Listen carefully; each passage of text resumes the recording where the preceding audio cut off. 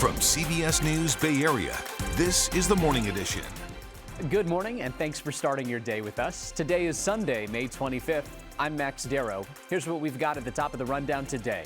9 people are safe this morning after a boat rescue near Marina Green in San Francisco.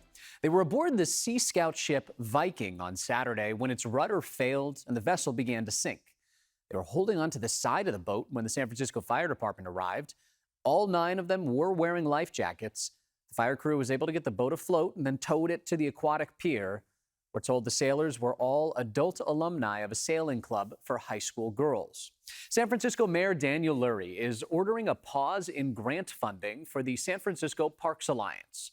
This follows allegations that the nonprofit has mismanaged money from donors that was supposed to go towards specific projects. On Friday, the city attorney said he and the city controller will be conducting what they call a public integrity assessment of the organization. On this Memorial Day weekend, the remains of a Livermore veteran are finally back home, along with a very much cherished part of his legacy. In 1944, Second Lieutenant Thomas Kelly's plane was shot down over New Guinea. He was reported missing in action.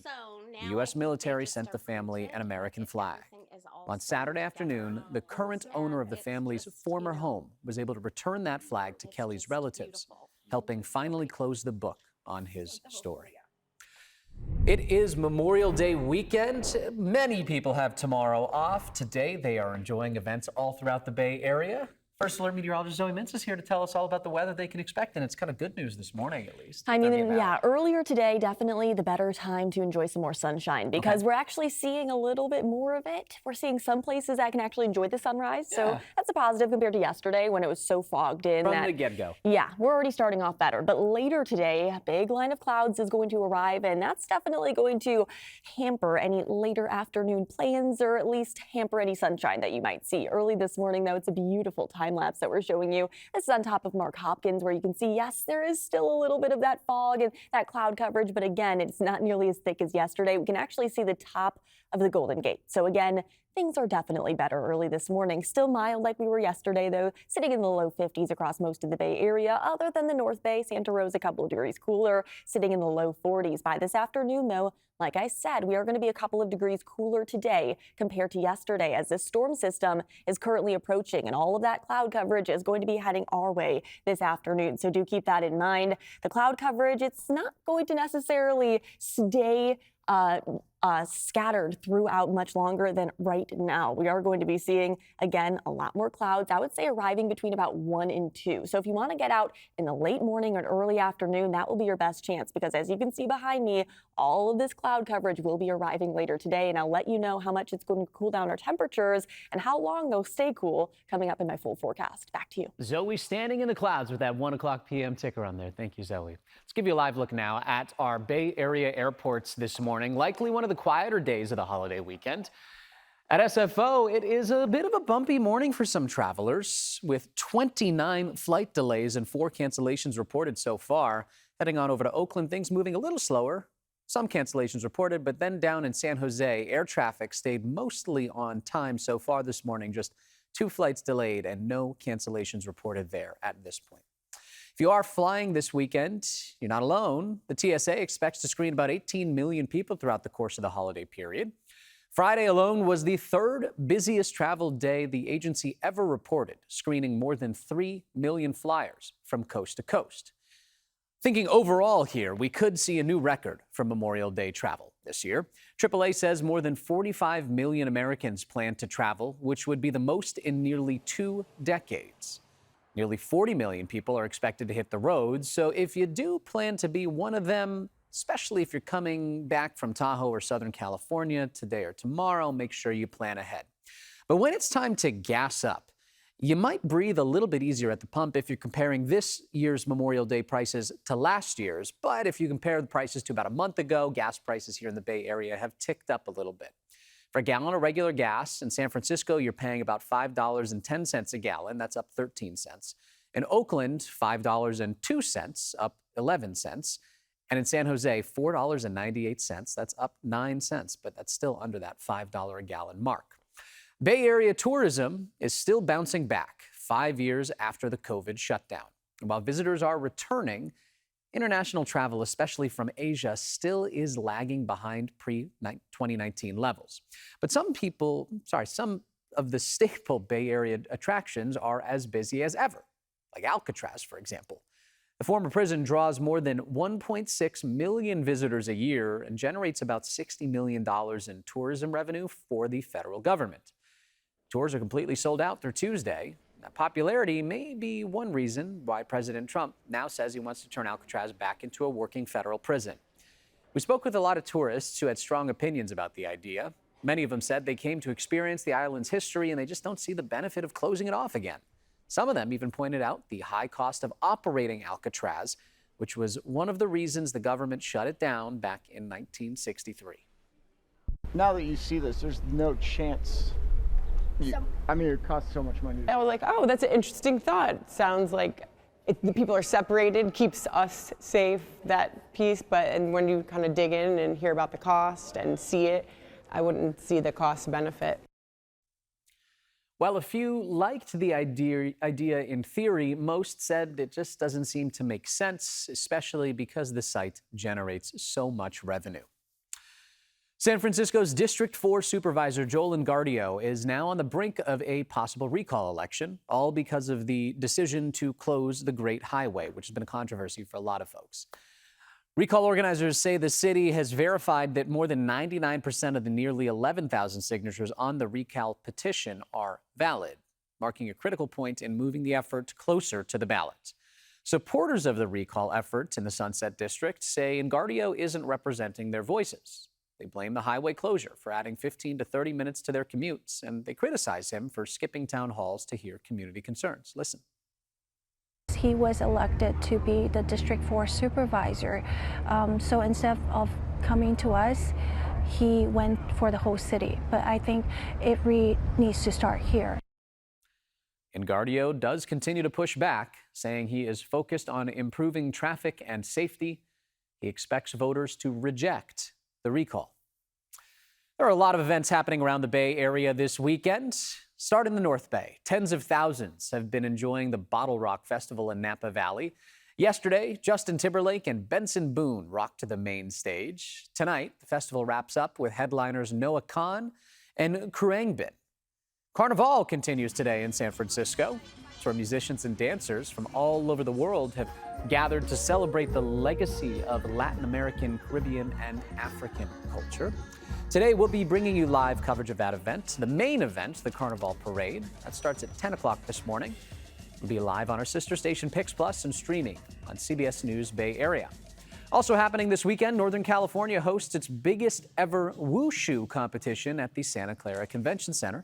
Nearly 2,000 martial artists will compete in youth and adult divisions. That includes the International Wushu All-Around Championship there in the South Bay. Bay Area school enrollment is shrinking. And according to the California Department of Education, it's been on a steady decline for years. Santa Clara County dropped 16% since 2014. San Mateo nearly 12%. San Francisco does show some recent growth, but still has about 5,000 fewer students than it did before the pandemic. Statewide, the decline is slowing to about 0.5% a year. A new Wallet Hub survey reveals some tough results for our region. Despite being a tech powerhouse, several Bay Area cities do rank among the worst place to start a business. That's at least according to this individual survey. San Jose ranks 99th, Fremont 97th, San Francisco 91st, and Oakland 85th out of 100 large cities. The country's most expensive housing market is getting even pricier. New data shows home prices here in the Bay Area hit a 3-year high last month, bringing the median price all the way up to $1.25 million. That's nearly $300,000 more than the next market, Los Angeles. This comes as mortgage rates continue to climb and inventory along with it. It adds up to a tough environment for any first-time home buyer. We asked a broker with RE/MAX what is fueling the surge. It's kind of an anomaly, and I think what it is the good houses in the good neighborhoods are still selling. What we're seeing, though, is our pending sales are actually at a 3-year low. So there's less sales. The ones that are selling are the ones in the higher price ranges where people actually aren't worried about the economy, aren't worried about their jobs. So I think that's what causes the anomaly. Tough to say if it's a buyer's or seller's market right now. He says he is not really sure how long the 3-year high in inventory will last. He adds that many potential buyers have been waiting for interest rates to drop, but it just hasn't happened yet. New signs of hope may be on the horizon for growth in downtown San Francisco. And in true Bay Area fashion, it's all thanks to innovation. A recent CBRE report shows AI companies have leased over 5 million square feet of office space in San Francisco in just 5 years, and they're expected to grab up an additional 16 million square feet by 2030. While this still is less than the mobile app boom's 31 million square feet, it does signal the potential for major growth. Even with office vacancies still remaining at about 35%, the massive $100 billion in venture capital backing AI startups does suggest more hiring and activities ahead. And coming up after the break, federal cuts are jeopardizing efforts to protect a jewel of the Bay Area coast. When we come back, we'll introduce you to some folks in Pacifica who feel their livelihoods are now on the line. And what a difference just 24 hours makes. There is no longer that very thick layer of fog in the Santa Clara Valley. Yes, there's still a little bit of cloud coverage, but again, just letting you know earlier today, it's going to be lovely before more clouds arrive later tonight. And there is going to be a bit of some winds. I'll let you know how windy it's going to get and how long these cooler conditions will stick around coming up in just a bit. Federal cuts could create a major setback for Pacifica. The city may be out millions of dollars that were meant to protect the coastline from erosion. Lauren Toms spoke with a business owner who says she's worried about the future of the waterfront in her town. When you hear the waves crashing right now, it's really rough today. But that sound just makes me so happy. The sound of waves crashing along the Pacifica coast is music to Jennifer Christensen's ears, but the very sound she loves is also a warning sign. When the water breaks, this is uninhabitable. So when the weather is bad, we don't get foot traffic. When the weather is good, we get amazing foot traffic. And so we are at the Mother Nature tells us when people are going to come and visit. Jennifer has a gift and pottery shop just steps from where coastal erosion and flooding along Beach Boulevard in Pacifica are worsening. But now a lifeline to protect the crumbling coastline has washed away. A $50 million federal grant once earmarked for the city to build a new seawall was slashed by the Trump administration last month.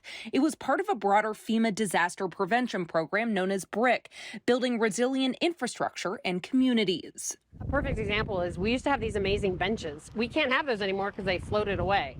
And we can't put garbage cans in a lot of places because it floats away and then it becomes part of the trash in the ocean. And if we don't do something to protect this infrastructure, it's just going to keep going. So that means all the houses, all the buildings, all the businesses are going to be impacted at some point. The Trump administration called the program wasteful and ineffective, but Congressman Sam Liccardo says the grant was critical. At a press conference Friday, he blasted the cuts, pointing to the long-term savings from investing in prevention. Natural disasters in this time of climate change, if they are not going to be more frequent, they are certainly going to be more severe.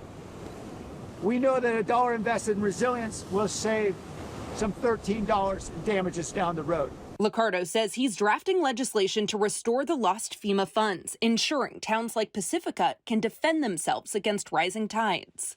It is cruel and chaotic to not invest in the preventative measures we all know we critically need to prevent the harm for these storms. And with the holiday weekend approaching, Jennifer is bracing for crowds and carrying hope that more people will see what's at stake beyond the views. This whole thing could go away. I have a ton of friends that are like, oh yeah, I used to surf here. I used to do that there. Great. Could you help us? Because we're suffering. Saving the shoreline, she says, doesn't just preserve the past, but makes room for more memories still to come. Looking off at that beautiful sunny looking day of the California coast. Little deceptive today because it's not going to look like that. Yeah, no. If you wanted to spend your Memorial Day at the coast, I don't necessarily. I mean, you want to grab a jacket, maybe a windbreaker, especially earlier this morning where we are looking at like 35-mile-an-hour gusts. Yeah, it's a storm that's onshore and it's bringing those windier conditions. It's ushering in a bit more moisture, but little to no chances for rain. So, hey, if you have any afternoon plans, no umbrella will be necessary. But you also might not need the sunglasses as much as you would have yesterday, because yesterday we saw those warmer temperatures, a lot more sunshine. And today we're going to be seeing slightly cooler conditions. No longer upper 70s to near 80s. We'll be in the mid to lower 70s across our inland East Bay communities. North Bay will be in the upper 60s to maybe low 70s up near Santa Rosa. We'll be in the low 60s here in San Francisco, mid 60s for areas around the Bay, and then upper 60s even down in the Santa Clara Valley. San Jose likely not going to reach 70 degrees today. So do keep that in mind. Definitely cooler today compared to yesterday. And it's going to be a bit windier as well as that storm system, again, it's arriving. And as it does so, it will pick up those onshore winds anywhere from 20 to maybe 35 miles an hour, especially across the more inland locations. We're going to be seeing those gusty winds again and coming in from the onshore direction. It's ushering in those cooler conditions. And we are expecting a lot more of that cloud coverage again to arrive overnight tonight and into tomorrow. Look at how thick and widespread it's going to be, and likely waking up early tomorrow morning. Look at the timestamp. Yes, we're going to be seeing some thicker fog, but by tomorrow afternoon, we are finally going to be seeing a lot of those foggier conditions beginning to clear, and tomorrow it's going to be warmer than today. So today it's just a one-day cool down that we'll be seeing, and it's not going to stay long forever for most of the Bay Area. Early tomorrow morning we'll be in the upper 40s to low 50s, very similar to what we're feeling today. And by tomorrow afternoon, we'll be right back into the upper 70s, low 70s down in the Santa Clara Valley, and then mid 60s. It's going to be a degree or two warmer. It's not a crazy heat up by Monday, but the bigger warm up will arrive by Tuesday, and then 90s in store by late next week. Yes, warmer weather is on the way, so even though it's a cooler Memorial Day weekend, these cooler conditions are not going to last for long. So heading out to Carnival early this morning, you're probably going to want to bundle up. It's going to be the late morning and very early afternoon hours that you will be seeing that best potential of seeing a little bit more sunshine before that thicker layer of clouds arrives between 1 and 2 and then continues throughout the evening hours. Today, again, is going to be the windiest day of the week, calming down by tomorrow as those temperatures gradually begin to warm up through the late week. So we'll be seeing them getting back to the mid 80s by Tuesday, gradual cool down Wednesday, warming right back up Thursday and into Friday. Friday is going to definitely be the warmest day of the next 7, getting into the mid 90s, potentially one of the warmest days of the year so far, arriving late this week. So, let's enjoy the cooler conditions today, because when it gets this hot, nobody really likes it. I definitely going to be complaining, so let's not complain about the cooler conditions today, because it's kind of what we expect this time of year. It's that typical May gray. It's not the greatest for spending the day outdoors, but no rain is going to ruin any plans. Just a little bit of cloud coverage and cooler, windier conditions. Warming up again tomorrow and getting into the 80s by Tuesday. Brief cool down on Wednesday, and then Friday is the day that everybody is going to be looking towards, with low 90s returning to the forecast, and even coastal community is going to be back in the 60s. So get ready for a heat up, and again, cooler and windier conditions are expected today. Back to you. I like the sound of that warm-up. Thank you, Zoe.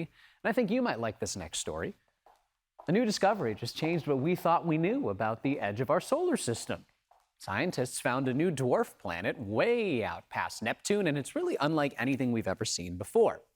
They're calling it 2017 OF201. That's a mouthful. It's about the third of the size of Pluto, and it takes a staggering 25,000 years to orbit the sun. It only shows up about 1% of the time. Researchers spotted it in years of telescope images in a region once thought to be totally empty. So now they think hundreds more objects could be hiding out there, and this discovery might even shake up the theory of a mysterious Planet 9. Coming up, President Trump delivers a commencement address at West Point. I'll tell you what he said to the assembled cadets about the U.S. military's role in the world. Plus, the Trump administration seeks an end to restrictions on greenhouse gas emissions from power plants. The major policy shift in the works at the EPA.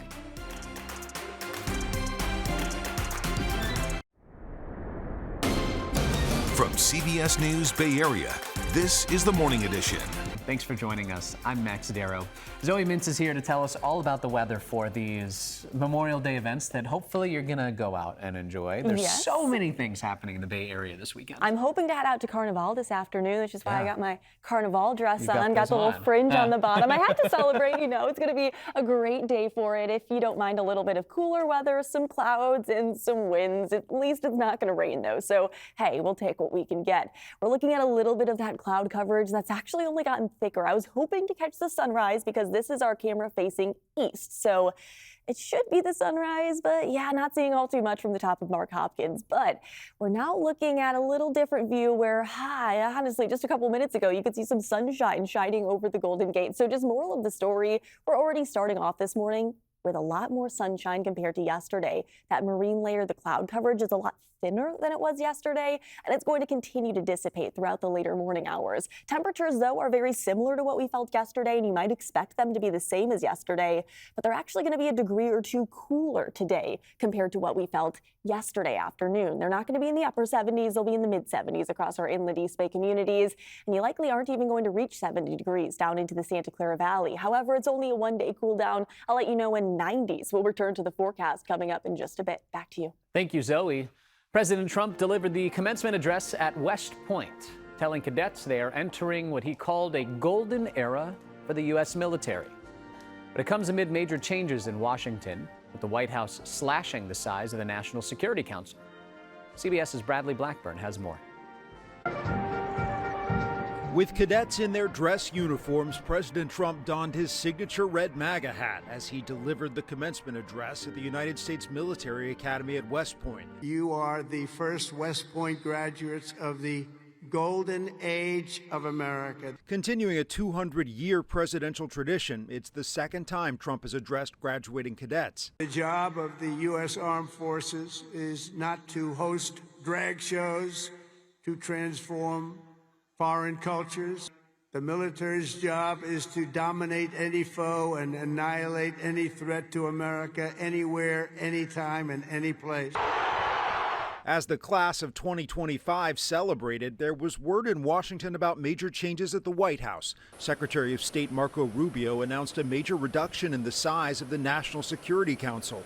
Half of staffers are expected to be fired or reassigned elsewhere, and the influence of the council will be greatly reduced. When I have a problem, I call up Marco. He gets it solved. Secretary Rubio replaced Mike Waltz as National Security Advisor a few weeks ago, as he continues to lead the State Department. Overseas, American allies in Europe are bracing for new tariffs. Trump has announced a 50% levy on European imports set to begin by June 1st. We've been ripped off by every nation in the world on trade. The president is also threatening a 25% tariff on Apple devices like the iPhone, trying to push the tech giant to produce its products in the U.S. Apple had already announced a $500 billion investment in U.S. manufacturing, but the president said he is frustrated that the company is also investing in a $1.5 billion plant from a supplier in India. Big changes at the Pentagon, and they are not sitting well with the press. A new policy from Defense Secretary Pete Hegseth may make it harder for journalists to be able to do their jobs. He announced restrictions Friday that block reporters from key areas inside the Pentagon unless they have an official escort with them. He says it's about national security, but journalists see it differently. The Pentagon Press Association calls it a direct attack on press freedom, since it cuts off access not just to Hegseth, but also to top press officers. Reporters also face stricter rules on credentials, increased oversight, and fewer chances to ask questions. The Pentagon Press Association said in a statement, quote, "There's no way to sugarcoat it. Today's memo by Secretary Hegseth appears to be a direct attack on the freedom of the press and America's right to know what its military is doing."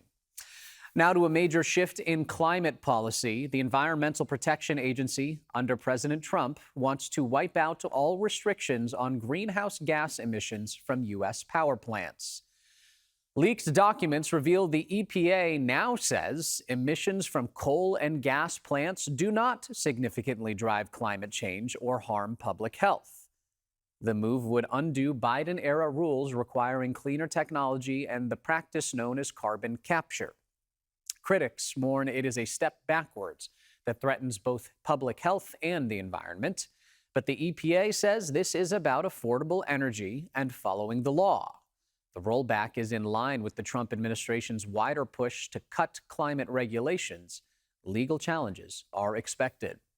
Now to the war in Ukraine. A massive Russian airstrike slammed Ukraine for a second straight night, right in the middle of a major prisoner swap. Ukrainian officials say Russia launched nearly 370 drones and missiles in the largest single attack since the war began. At least 12 people, including 3 children, were killed. Dozens more were injured in more than 30 cities. The capital, Kyiv, took direct hits, with drones striking homes and a student dormitory as residents spent the night in shelters. This happened even as a major 3-day prisoner exchange was underway that involved more than 1,800 prisoners on both sides of the war. Coming up after the break, new data shows many tech firms scaling back their hiring of recent college grads. I have a live conversation to break down the latest numbers with somebody who's an expert closely following trends in the industry. Talking about tech this morning, a new report on hiring trends in the tech industry portrays a bit of a tough market for recent college graduates as the use of artificial intelligence does become more prevalent. Entry-level hires at the 15 largest firms are actually down by about 50% from pre-pandemic levels. When we talk about smaller startups, the average age of new hires has actually increased by 3 years since 2021. Factors behind these trends include less funding, shrinking teams, fewer new graduate programs, and of course, the rise of artificial intelligence. Joining us now is Heather Doche, a partner at Signalfire, which recently published this new report. Heather, good morning. Thanks for being with us today. Good morning. It's great to be here. So, Heather, I feel like this really is a pretty big shift. I feel like a couple of years ago, there was this hiring spree almost for younger people, and all of a sudden that's just gone. What's really behind this? Yeah, so we saw a huge hiring spree with the Great Resignation in 2021, and there was a lot more funding happening across startups. Rounds were bigger at that point, things were changing. And then in 2022 and beyond, we saw a surge of layoffs. And in this world post-layoffs, a lot of employers are looking to hire leaner teams. Startup teams are 20% smaller overall than they were in 2019. And as a result, someone has to get a squeeze, and it's Gen Z and new grads that are feasting it the most. I feel like at one point, you were a younger graduate. It was almost like a given that you could find a job at a startup. Not the case anymore, huh?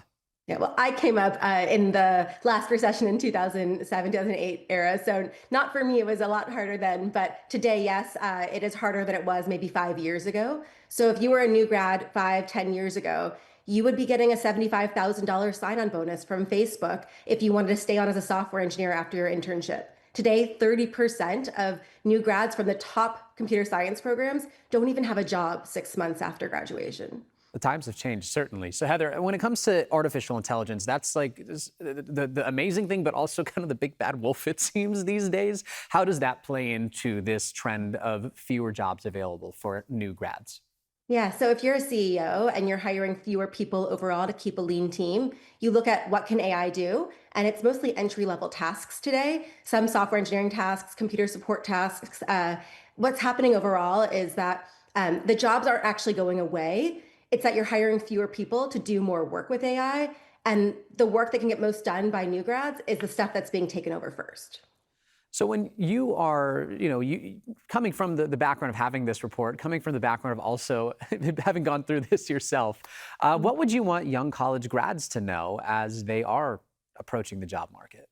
Yeah, so one, I feel for you. Apply to way more jobs than you think you need to. 100 jobs might get you 2 interviews. That's okay. Keep going at it. And I think look at what's coming. A lot of people talk about what jobs are going away with the rise of AI, but there are going to be new jobs that emerge as well. So understanding how computer science and security, cybersecurity can really be your best friend in this new world. Learn the AI tools and understand that there are new jobs that are going to be emerging that nobody has experience in yet. And how can you make that your edge? That's a great point, but more companies to apply to as well. I'm sure that's not what they wanted to hear. How about on the other side of the equation, when it comes to the actual people who are hiring? People want to slim, they want to lean, but does it get to a point where they might be kind of swinging the pendulum a little bit too far in one direction? Yeah, I think, we're figuring out what the right size is for companies. There's these two trends, right? One is that people are hiring fewer people because they're trying to control their financial runway as businesses and really extend the runway to be able to make new milestones as a business without having the burden of headcount. On the other hand, they don't yet know what AI can do and what it can take over for their teams. And so we're learning as we go. I don't think we'll ever return to the 2021 era, but we will probably find some middle ground. Finally, this morning, Heather, was there one stat that really just jumped out to you from that report? Oh gosh.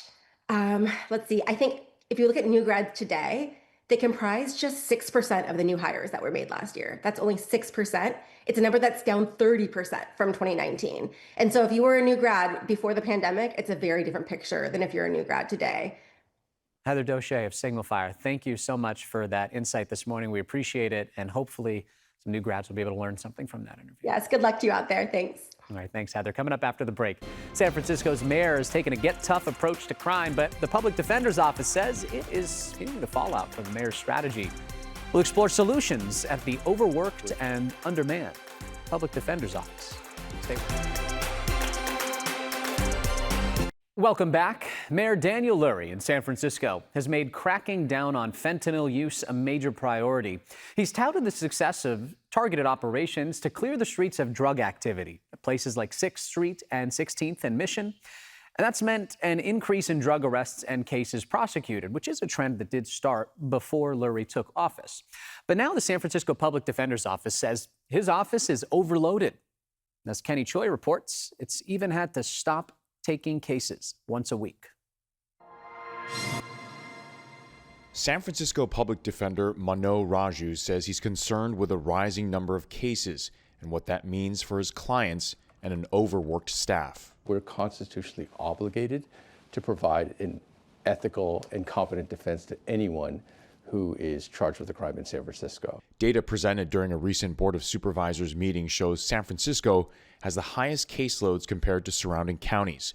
There's been a 31% increase in filings over the last 3 years. It gets to a certain point where the cases are too many to provide the level of representation that the Constitution demands. It's imperative on us to reduce our caseload. That's why Raju's office has stopped taking any new cases 1 day a week. The public defender and district attorney's office both point to an increase in arrests by the San Francisco police as the reason behind the overwhelming number of cases. Jenkins says the uptick in arrests is the result of more widespread enforcement of quality of life crimes, including public drug use, encampments, and retail theft. When you give a fentanyl dealer a misdemeanor, that's effectively decriminalizing it. When you refuse to prosecute any quality of life crime, we've seen that before, and we know where that got us.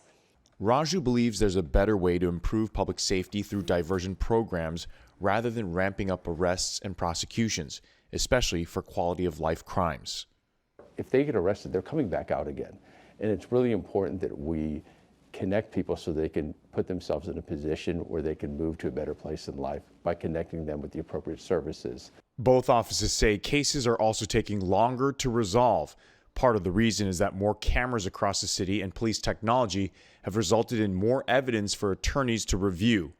The public defender's move to stop taking new cases 1 day a week comes as the mayor seeks to cut 15% from all city department budgets.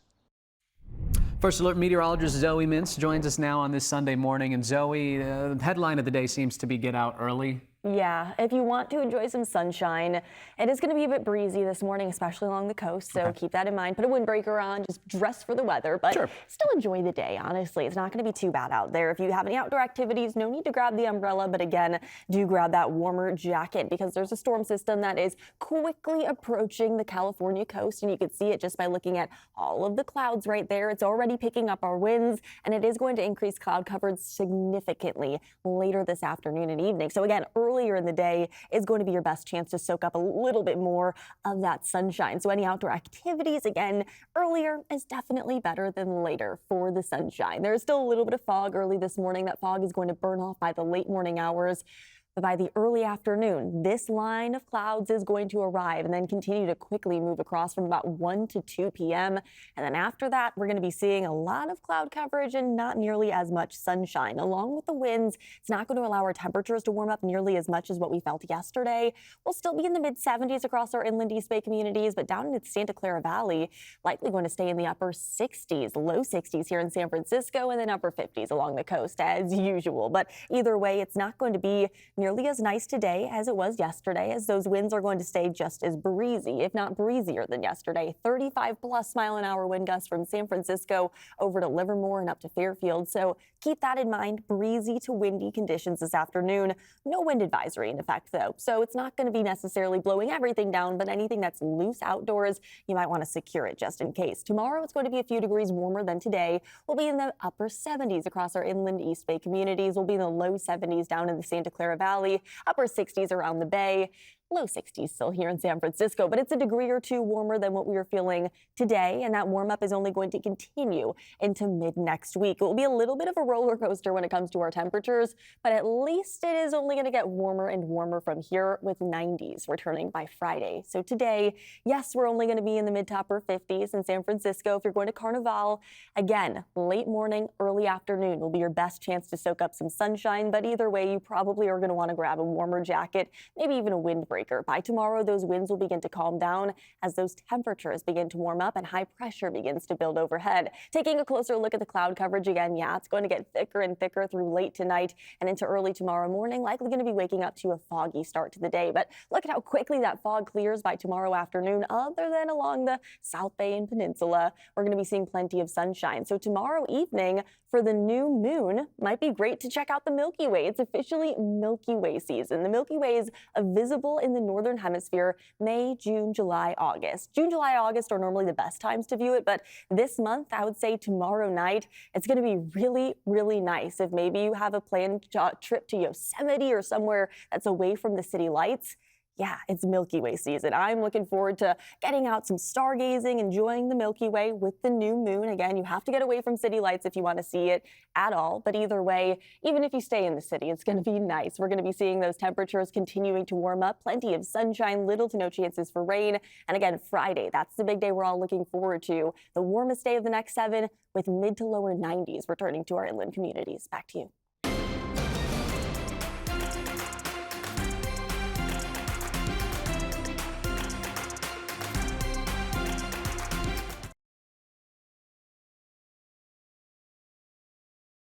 Time now for a look at some of the headlines of the day. 9 people are safe this morning after a boat rescue near Marina Green in San Francisco. Take a look at this. A boat used for youth sailing training started taking on water after its rudder failed. Everybody aboard was holding onto the side of the boat with life vests on when the San Francisco Fire Department arrived to help them out. Crews were able to get the boat afloat and then towed it to the aquatic pier. San Francisco Mayor Daniel Lurie paused funding for the Parks Alliance amid an investigation into alleged misuse of donor money. City officials are now reviewing the nonprofit's finances after reports of mismanaged funds meant for park projects.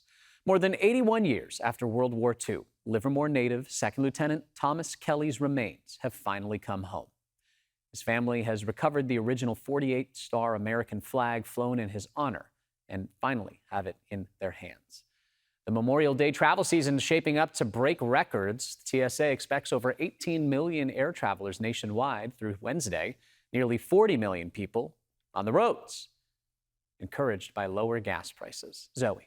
Well, happy Sunday, everybody. Today will actually be the coolest day of the next 7, only getting warmer and warmer from here with plenty of sunshine, getting back into the 80s by Tuesday. A little bit of a roller coaster on the way when it comes to those temperatures, but then rising to the low 90s by Friday. Friday easily going to be the warmest day of the next 7. From our inland communities over to the Bay, it is going to be overall pretty nice, seasonable, within a couple of degrees of average for most of this upcoming week. So overall, no weather issues to worry about. Honestly, pretty quiet, calm May conditions. That's what we like to see in May, and for Carnival, because it is one of the most fun events in San Francisco. The Mission District buzzing today as Carnival rolls into the second day.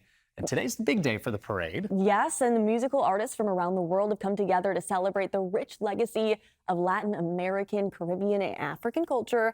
And the big parade is set for today, like Max said. That really is the key event there of Carnival, where so many different groups of musicians and artists and dancers will be marching through the Mission, showing off the routines that they have prepped, and really just, it's a beautiful collage of color and culture all through the Mission. If you haven't checked it out before, go. Give it a day. And Zoe, I know this would be your first time getting to go. I'm planning on maybe heading out a little early this afternoon and getting on over there because I would love to enjoy the culture and the spirit of Carnival. Honestly, one of my favorite San Francisco traditions. And catch all the action live on Pix Plus. If you can't make it yourself, you can watch it live on KPIX or streaming it on CBS News Bay Area. Pix Plus.